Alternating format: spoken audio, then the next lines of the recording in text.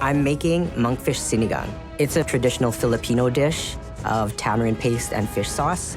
The last time I cooked monkfish, Chef Alvin told me that I did not treat the protein properly because it's considered poor man's lobster. That's like using filet mignon in a stew.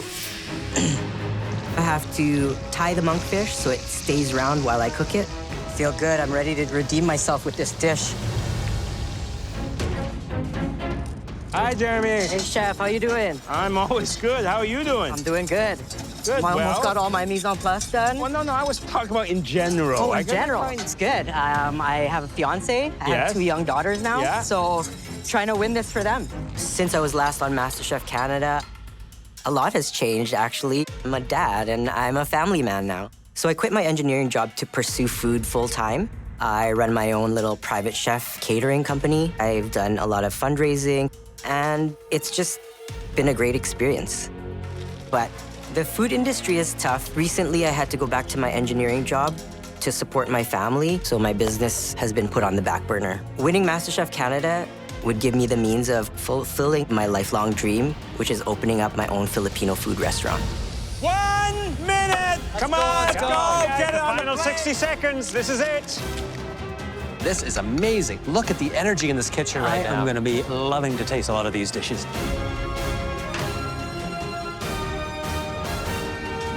10, 9, 8, 7, 6, 5, 4, 3, 2, 1. Hands up! Jeremy, please come up to the front. It's a monkfish sinigang. On the bottom is a tamarind and balsamic glaze and some watermelon radish for garnish. Amazing presentation. Thank you, Chef.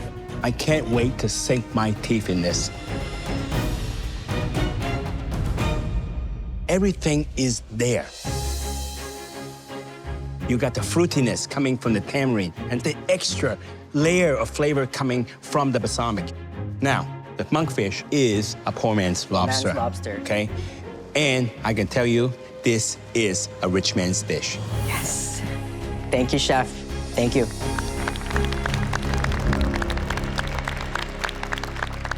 This triple-decker challenge will take you across the Pacific to a country with some of the most beautiful cuisine in the world. Japan. My favorite. I've been studying Japanese food for the past 10 years, so I'm super pumped to show everybody what's up. Okay, let's do this thing. This is true craftsmanship. To be a sashimi chef, this is not just about speed. This is about precision and quality. You know, not simple. I actually spent some time in a local fish market in Halifax, filleting fish by the dozens. So I have to follow my instincts. Each of these home cooks is really concentrating on removing that first fillet. They want to make sure that there's no flesh left on the bone. Touching the knife in the bone, meat between the... I just gotta cut through this bone. Medic! Taya has already cut herself. That's not a great start. I'm moving extremely fast. I really want to get up to the balcony, but I'm having trouble removing the rest of the fillet from the collar. So I start hacking at the bone. Not the fish fillet, the bone. May is moving through that fish very, very quickly, but Jeremy is moving at a very intense speed right now. Jeremy has got his fillet off first. He's ready to start slicing. 3 minutes! You only have 3 more minutes left, come on! You need to be plating now. You know what I like about Jeremy? Like Chef Kimura, he looks at the fish, looking at the angles. He's already seeing the slices before he even slices it. I'm doing the traditional Japanese technique of cutting fish. You start cutting an angle, and to finish the cut, you make sure that your knife is at 90 degrees. This guy, wow. I want to show Chef Kimura that I can do it too. 1 minute, only 1 more minute. Get it on the plate. Now it's just trying to make it look prettier. Wow, Jeremy's already plated, and Andrew too.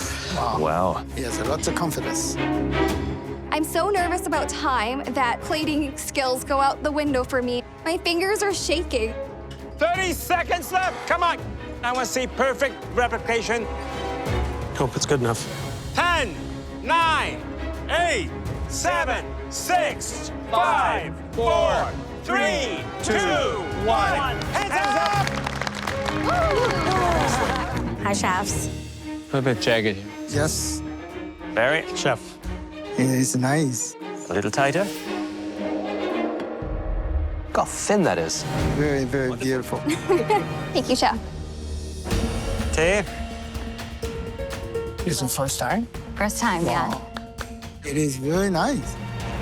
Jagged pieces here, but Yes, chef. a bit of inconsistency. So the most important thing is every slice is the same size. Jeremy. Hey, chef. Oh, Jamie, he's so fast. It's faster than anybody else. I tried to use the technique where you finish the cut That's cut straight nice, down. yes. Yes, chef. Excellent job. Thank you, everyone. I think you made a great first impression for Chef Kimura. But 4 of you were a cut above the rest. The very best Napa uza sukuri was prepared by Jamie! Well done. I don't want to just be one of the 4. I want to be the best of the 4. So I'm super happy. Jeremy. Hi, chef. How you doing? I'm doing good. I'm getting most of my prep done. I got emulsification and spiralizer.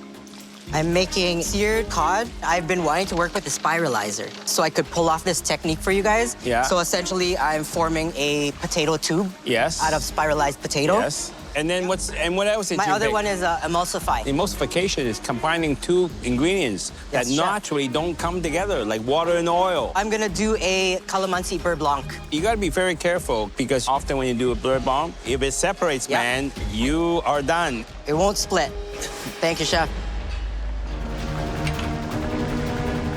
Jeremy's trying a technique on his fried potato. He's trying to create a spring. He's using aluminum foil, and I can tell you that spells disaster right there. I pull my potato spiral out of the fryer, and the whole thing is just breaking into pieces. It is sticking to this foil. It will not come loose no matter what I try. Man. I don't know how to solve this problem. You got 5 minutes to let your words speak to us on a plate. Oh, I'm working on my beurre blanc, and then I realize it's split. Look, look, look. Jeremy has to redo his sauce. I warned him that sauce would split. Last time. So I start again. I don't think I'm gonna have time. There's only 1 minute and 15 seconds left. He's gonna have to fix that pretty quick. 1 minute! If I don't get this beurre blanc on the plate, I'm missing emulsification, one of my 2 words.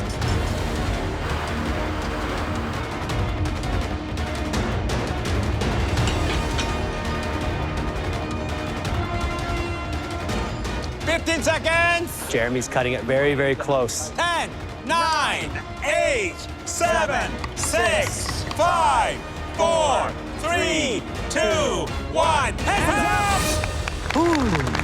Holy crap. I'm looking at my plate, and I'm such a perfectionist that I hate it. It looks like I don't have much sauce on this plate. I'm really, really worried about that.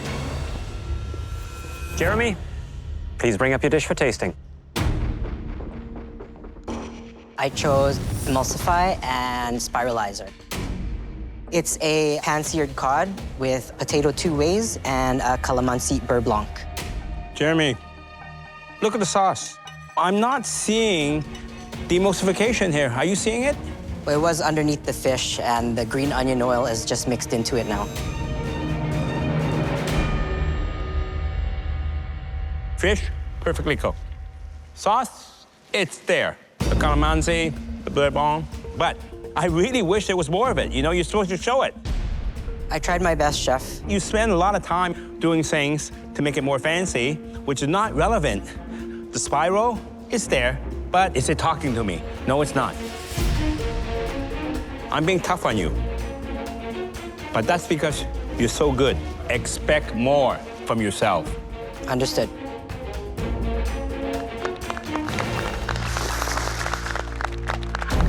What else? sauce. I'm trying to find something that can replicate pork in the pantry. Texture is key when it comes to cooking plant-based foods. I do see this thing called textured vegetable protein. I've heard of it before, and I know it acts as meat after you rehydrate it. So I'm gonna go for it and take a risk and try this without having used it before. I need some basil too. The talent in this kitchen is so fierce. You just gotta cook your heart out. It's super exciting to see the 9 home cooks back together in this kitchen, taking on this vegetable-based cooking. The challenge here is that they have to create something that is homey and comforting, that comfort food, but elevate its presentation to, the standards that we've come to expect. Cooking Filipino food brings back memories of my mother. I lost her to cancer in 2008, so cooking the food that she used to make makes me feel good inside. Today, I'm making a vegan noodle-wrapped lumpia with a sweet and sour carrot sauce and roasted vegetables. Lumpia is actually pork and carrot spring roll. It's the Filipino version of a spring roll. I have my lumpia. I'm using texturized vegetable protein to act as the ground pork. Then I'm gonna fry it. Traditionally, lumpia is wrapped in a spring roll wrapper. I can't use spring roll wrappers because it has eggs, so I'm gonna use rice noodles. I feel like the creativity of wrapping it in a noodle is gonna show the judges just how creative I can be. Rolling with noodles is a very technical skill. As I'm trying to roll my lumpia, come on, this vegetable protein is falling apart. If I don't get this done, I have a chance of going home.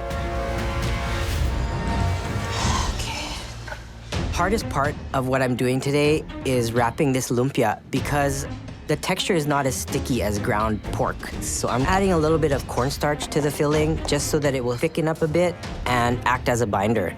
That cornstarch she's putting in. It looks like cornstarch. Yes, which is a good idea. Yeah, it's an easy fix. And then I use my sushi mat to roll it. Come on. And it works perfectly. Woo! Yeah, baby. 1 minute! You have 1 more minute left! Come on, get it going! 1 minute! Let's go! I'm rushing on my plating, but I'm also trying to stay calm so that the plate doesn't look messy. I know at this point my dish isn't going to come out exactly the way that I conceptualized it, but I'm gonna get this done. I have no choice but to impress. 10, 9, 8, 7, 6, 5, 4, 3, 2, 1. Hands up! Jeremy, please bring your plant-based comfort dish to the front. I'm feeling good about my dish. I cooked my heart out today. Every memory and emotion was on that plate. Hello, Jeremy. Hey, Chef. Plant-based comfort food was the brief. What did you make? Comfort food, it always brings me back to the memory of my mother and back to the food that she made. Traditionally, lumpia is ground pork. I tried to emulate that with a textured vegetable protein, burnt pumpkin seed ash, chanterelle mushrooms, radish, and a spicy carrot sweet and sour sauce. Well, Jeremy, I am once again delighted to see the level of which you are plating your food. It seems to be getting better and better and better. Thank you, Chef. The comfort feel is right there. It is rich, it is flavorful. It's the kind of food that I think would become a staple. As they were being cooked, you'd be picking one off the plate at home because you just couldn't resist it. Thank you, Chef. Jeremy, done a lot of traveling in Southeast Asia. So you must have ate twice my weight in lumpia. Why did you use the rice noodle? It's just a cool little vessel once it's fried. Well, let's see how this goes. You have all kinds of range here. The rice noodle, I like it because it looks a lot more elevated. The filling, tasty. Sauce, you got refined carrots, and I can taste that carrot coming together. You have it all. Thank you so much, Chef. Please go back to. Thank you so much. Good job, Jeremy. Praise from the judges means so much to me. I feel like my mom would be so proud of me. Jeremy, your fellow cooks name you as the front runner. So let's see you prove it today. Yes, Chef. You're the captain of the red team. Come get your apron. I want to show the judges just how far I've come in my experience. I've run services for 500 people, so I'll be ready for this challenge. Jeremy, you named May as your greatest threat. Let's see if you're right. May, you'll be captain of the blue team. Nice. Being a team captain makes me nervous because if you fail as a leader, then you're failing everyone on your team as well. All right. Okay, guys, so first course, we're gonna do a chicken karaage afritada. Yeah. I know the direction that I wanna go. I'm gonna stick to my food style with Filipino food. Obviously, the base is gonna be the rice. Rice, yeah. Right, and then we're gonna have like our chicken there. There's gonna be the afritada sauce on top of it. Afritada sauce is a traditional Filipino sauce. It's made out of roasted red peppers, tomato, and fish sauce. The second one is also gonna be served in a bowl. Charred eggplant and calamansi and apple mignonette. And then play on a traditional Filipino dish, ginatan. We're gonna do sweet potato noodles as the base. It's a coconut Filipino-style curry. What worries me about this menu is the fact that, like, I don't know the flavor profiles. These are dishes that none of us have ever tasted before. All right, let's go, let's go. This prep is gonna take a while, but we need to make sure that we're ready to rock for the very first order coming through. Right away, myself, Tay, and Marissa dive into veg prep. Let's push it, let's push it. There is so much veg prep that needs to be done. Sweet potatoes, eggplants, dicing up apples and onions. If we can keep like a super fast pace. Exactly. I'm working on my ginatan sauce. I'm taking responsibility of the sauces because none of my team has any knowledge about Filipino food. So I'm delegating jobs by things people are familiar with. So I know Christopher's familiar with cooking rice, so I'm leaving that up to him, and I'm also leaving him chicken prep. I'm working on the chicken karaage, and it's probably one of the most important, so I really got to get this done and really bang out the flavors. Yo, Jer, that amount or less per serving? That's good. Okay. Yeah, that's perfect. I'm really, really excited about this team. Everyone is so skilled, but that blue team is not weak by any means. There's just so much talent in this season. So we'll see. I think it's going to be a good fight. Push hard, guys, at the beginning. That way we have more time at the end. Jeremy? Yes. Eyes on the eggplant? Looks good. Since I was last on MasterChef Canada, I've started my own private chef company. I run events, private parties, and pop-ups, but no experience doing food delivery at all. Hey, chefs. How are you? Good, how are you? Doing well. What is your menu? We have our style down for all three of the dishes. They're all gonna be modern Filipino food. Our first one, we're gonna do a sweet potato ginatan with the roasted sweet potato and sweet potato noodles. Ginatan is a traditional Filipino dish. It's typically a stew. It's coconut milk, aromatics like ginger, garlic, and onion. It's basically our version of curry. And then we're gonna have a charred eggplant dish with a apple and calamansi mignonette. Sounds delicious. And then a chicken karaage bowl with a traditional Filipino sauce. It's a afritada sauce and sushi rice as the base. How's the chicken cooked, may I ask? The chicken is gonna be marinated in soy, mirin, and ginger. And then we're gonna dredge it with cornstarch and deep fry. I think that sounds really intriguing, but you know, when you work with the masters, you gotta please everyone. Thank you, chefs. All right, good luck. Thank you. All right, guys, I'm gonna be calling out orders, okay? Come on, baby, give me an order. It's gonna come hard. Jeremy, get up front, I'll do that. You need to expedite, we need you up there, buddy.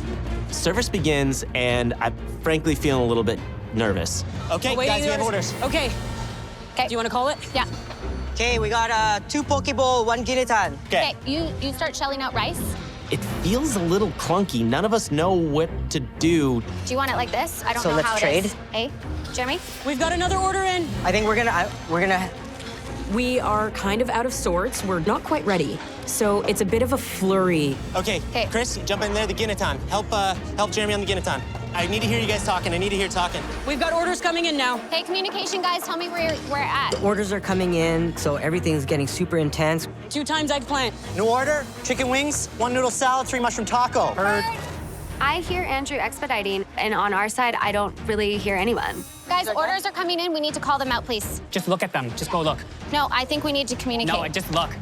Jeremy really needs to take the lead. He needs to be telling us what to do. You guys, we need somebody actually expediting on that. You want me to do it, I'll do it, but we need somebody actually controlling that or we're gonna get lost. Jeremy, lots of talking up there. Okay. Just where we're at, what's coming in, yell to us. Jeremy's being a little bit quieter than I thought he would be. And our team needs his leadership to win this challenge. How many poke? We are basically cooking blind. 2 ginatan. Thank you. Jeremy, I need to hear you give these commands and orders so that they know that you're in charge. Yes, chef. That's what happens in a real kitchen. You know that. Yes, I chef. know that. Make it happen. Yes, chef. Thank you. Okay, guys. 1 poke bowl, 1 eggplant, 2 ginatan. Okay. Michael said that I need to be loud, I need to be clear, and I need to be a dominant leader. 2 poke bowl, 1 ginitan. Boom, Jeremy's in the zone. Guys, how are you guys doing? Good. We're good. Jeremy found his bearings and he found his voice, and I think that's great. Good job, guys. Good communication. We're rolling, guys. We're rolling. We're doing good, guys. We need 2 charred eggplant, 1 ginitan, okay, guys? One more. Let's go. Hustle. Whenever you're on a team, whether it's for sports or in the kitchen, you don't stop. You have to keep pushing. Every rating point will count on deciding the final winner. Don't slack on those orders. Let's go, red team. Final push. This was a very hard challenge. We had issues, but we overcame them, and I know our flavors were so amazing. Let's go. We got literally 30 seconds now. Get it on. Get it up. Pushing. We're getting it out. Come on, guys. Hustle them out. Let's go. As fast as you can, Jen. Fast as you can. Hustle. 5, 4, 3, Order 2, up. 1. Time's up.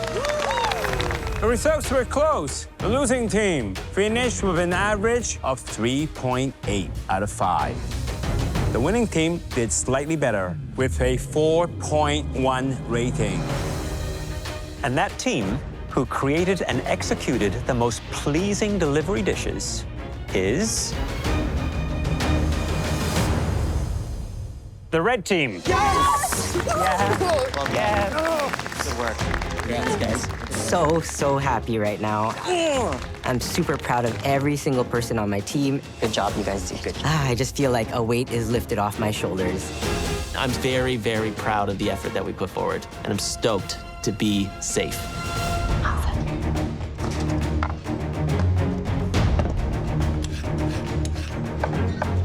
All of these ingredients are so interesting. These are not ingredients you're gonna find in most people's grocery carts. These are a little bit unusual, and they do take a tremendous amount of skill and understanding in order to master them. And it takes a very important word, creativity.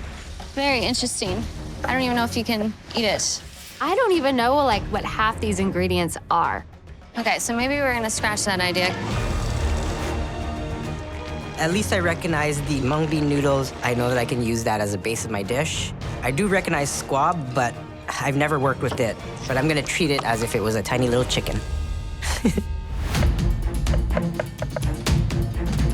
Squab, I think, is particularly challenging to work with because it is such a lean protein. Unlike chicken, it has a very strong flavor, so it could be overpowering. You have to know how it behaves. You have to create that perfect balance. I don't want to go salmon. I feel like that's too easy. I want to use something that I've never worked before. I'm here to push myself. I'm back to win.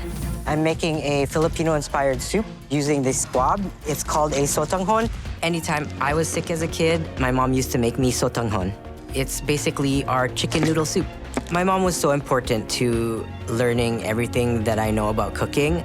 And that's one of my fondest memories of her, is just sitting in the kitchen while she cooked and taste the things that she's cooking. I have to be creative with this challenge. I'm even using the bones of this squab to make my broth. Never cooked squab before, but I'm confident in my skills. I think I can do it.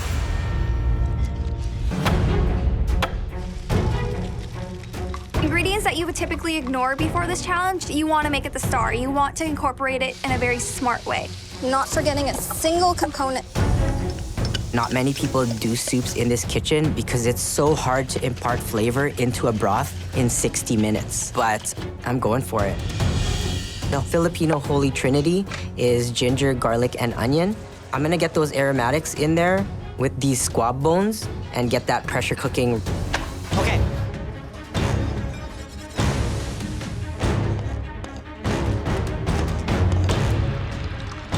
Stop! Stop! Stop the cook!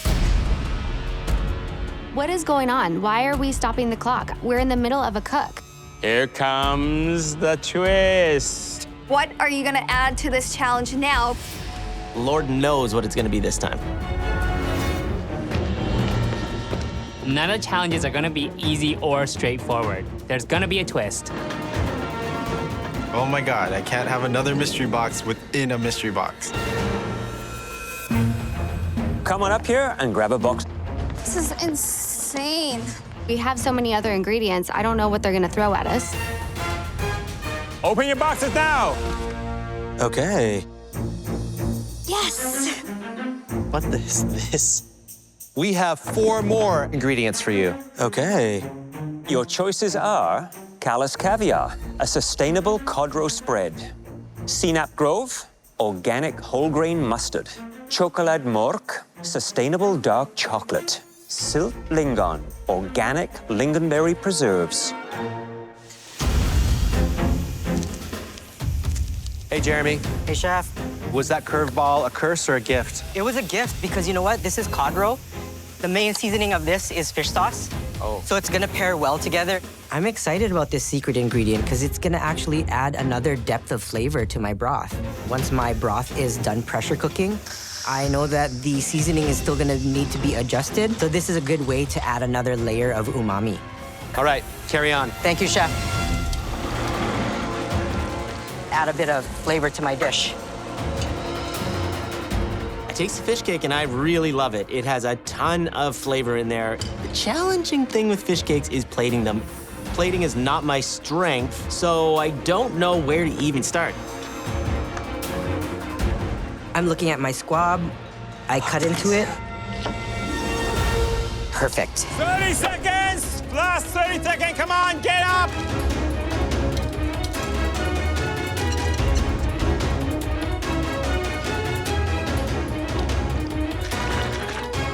Ten, 9, 8, 7, 6, 5, 4, 3, 2, 1. Hands up! Jeremy, you're up first. It's so important to cook with your heart in this competition, and my heart went into this. I hope the judges see that. So I made a play on a Filipino classic. It's called sotanghon. Traditionally, it's made with chicken, and today I used the squab. I also used mung bean and a cricket squab skin chicharron on top of the noodles, and also the enoki mushrooms. You really used a lot of those sustainable ingredients. I like the way it looks. The only thing I would have done differently here is I would have sliced the squab and placed it on top of the noodles, because right now it's drowning in a hot stock, and you can see that it's overcooking. Yeah.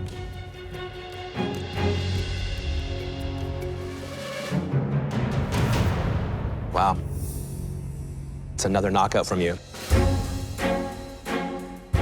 I love the fact that the squab is only seasoned with salt because it allows the other flavors to really shine. The noodles perfectly cooked, the broth, so many layers in it. Delicious. Thank you. Thank you, Chef. Noodle soup is the ultimate comfort food. 100%. Do you think I'm gonna get that ultimate comfort? I hope so, Chef. Okay. Oh, I would say more than pleasantly surprised. I like it because it's very clean, and using the pressure cooker was a fantastic idea. You're able to extract all that flavor. Overall, I like the effort. This is the food for the future. And your future is bright. Thank you, Chef. I feel so good right now.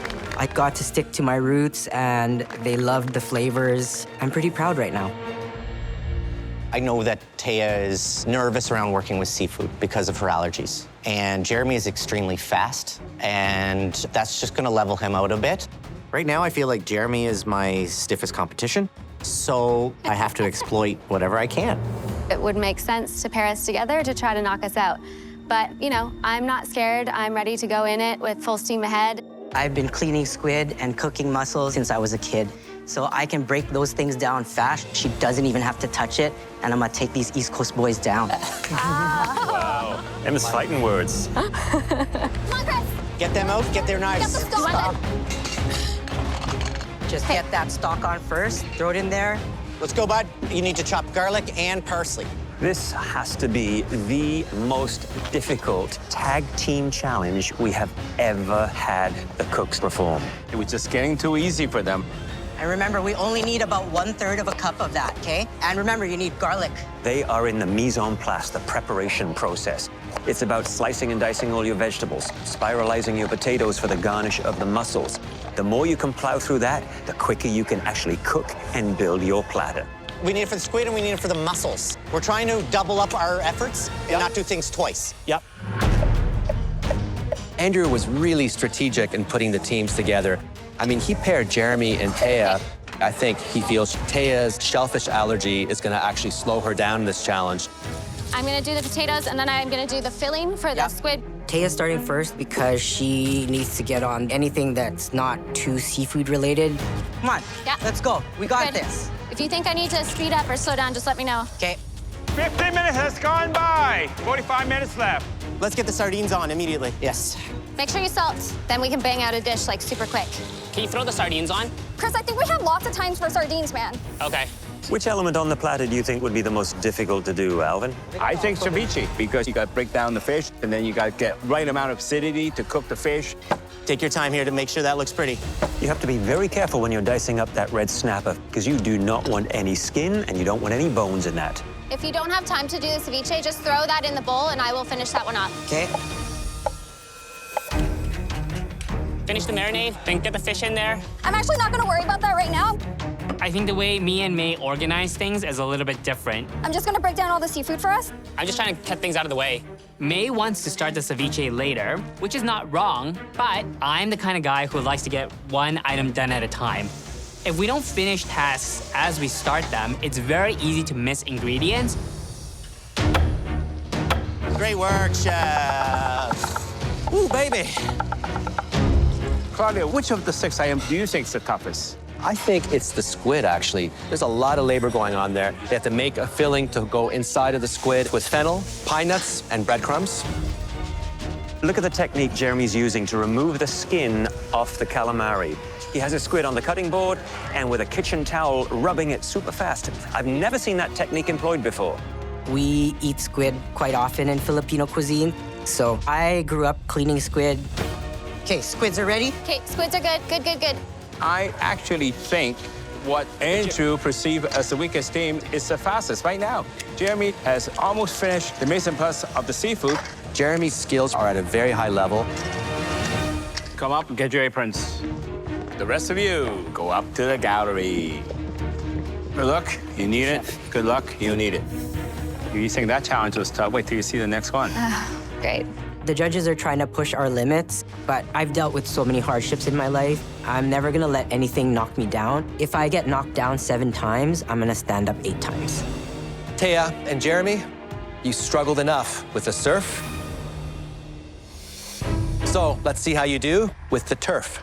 You'll be making a steak au poivre, a beautiful cut of beef tenderloin, coated in pepper and cooked to a perfectly pink medium rare, then served with a creamy pan sauce. Oh, God, there's more. And you'll also be making a gorgeous steak tartare. Oh, interesting. Since with this dish, the tenderloin is served raw, the key here is ensuring that you have impeccable seasoning. Your dishes should look exactly like ours And taste incredible, because this is a replication challenge. and you only have 15 minutes. What? No. Whoever does it the best gets to stay. I have cooked steak au poivre before and steak tartare a few times, but we only have 15 minutes. It's crazy. I have a good track record with these pressure tests, but Jeremy is #1 to beat. Your 15 minutes starts now! Come on, let's go. Push. Get it done. This is incredible. They went from team members to rivals. And let's remember, both of these home cooks were finalists in their very own seasons, so they are no stranger to pressure, intensity, and getting the job done. They're back to win, and it all comes down to this challenge. The first step in this challenge has to be prepping your filet seasoned with black and white peppercorns and a touch of salt. And then getting your tenderloin cooking. That steak needs to be medium rare in the center. The steaks are going to take almost the whole amount of time in order to cook and then rest, so I got that out of the way right away. I've noticed a very critical difference. Jeremy only put 1 piece of meat in the pan. Taya has 2 for backup. That's a smart move that Taya made. Well, I don't know about that. I don't think that's a good strategy, because if you have too much in the pan, you're not gonna get the right heat. Come on, guys. Come on. We only have 15 minutes. I'm moving faster than I ever have before. I'm fighting for my 2 little girls at home, my fiance Agnes. I came here with a goal in mind, to take the title home with me. So I don't want to disappoint my 3 ladies at home. 10 more minutes left for 2 of the best beef dish you're ever gonna make. Freaking hope so. I just can't believe one of them is going home. I know. These cooks have to balance 2 different dishes constantly. They've got the steak in the pan. They've been preparing their steak tartare. Now, the steak tartare, it is so essential to have the perfect seasoning. Freshness from the capers and gherkins, a little acidity. The mustard adds another depth of flavor, and not too much of it, otherwise it becomes too wet. 5 minutes, only 5 more minutes left. Come on, guys. Let's go, let's go. Push! Taya's taken both her steaks out, now she's letting them relax. Stay focused, Jeremy. Oh, look at that. Wow. She is deglazing the pan right now with brandy. That's the foundation to the sauce. Oh yeah, coming back for more. Oh, this is crazy. Jeremy's sauce, it looks like it's broke, right? It broke, yeah. It broke. I look away for 10 seconds and the sauce split. There's not much time left. I have to try to save this. They are both neck and neck right now. This is gonna come down to the finest of details. 1 minute, you only have 1 more minute left. Come on, get it on the plate. Hustle, hustle, hustle. One of you will stay, the other one will go. Don't forget every detail. Make sure everything's on there. Make Get it look everything on the nice. plate. 10, 9, 8, 7, 6, 5, 4, 3, 2, 1. Hands up. Good job, you guys. It was so good. Good job, good job. Hello, Jeremy. Hey, Chef. You happy with the outcome of your 15-minute head-to-head challenge? A little bit upset with the sauce. It's kind of starting to split. You're right. The splitting is either because it's boiled too vigorously or there was a little bit of an imbalance with too much acidity. You feeling confident in the cook, medium rare? I hope so, Chef. Because there's a lot riding on this single cut.